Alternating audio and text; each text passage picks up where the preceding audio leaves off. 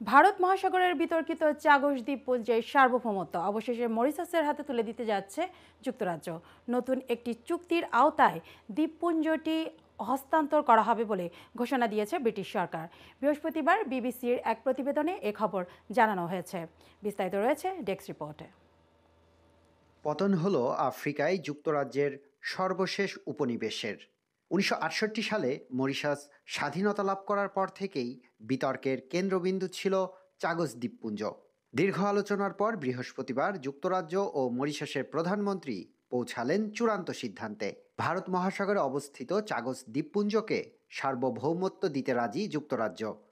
তবে সার্বভৌমত্ব দিতে দ্বীপপুঞ্জটির ডিয়েগো গার্সিয়া দ্বীপে মার্কিন ও ব্রিটিশ সামরিক ঘাঁটি রাখার শর্ত দেয়া হয়েছে। এই শর্ত মেনেই হয়েছে চুক্তি। একে ঐতিহাসিক ঘটনা বলে মনে করছেন বিশ্লেষকরা। It's a historic moment.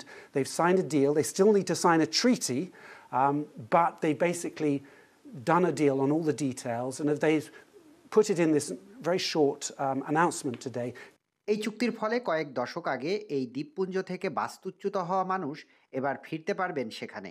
চাগস দ্বীপপুঞ্জের ডিয়েগো গার্সিয়া দ্বীপটি কৌশলগতভাবে খুবই গুরুত্বপূর্ণ, কারণ এই দ্বীপে একটি মার্কিন ব্রিটিশ সামরিক ঘাঁটি রয়েছে। নতুন চুক্তি অনুযায়ী সামরিক ঘাঁটিটি তার জায়গাতেই থাকবে।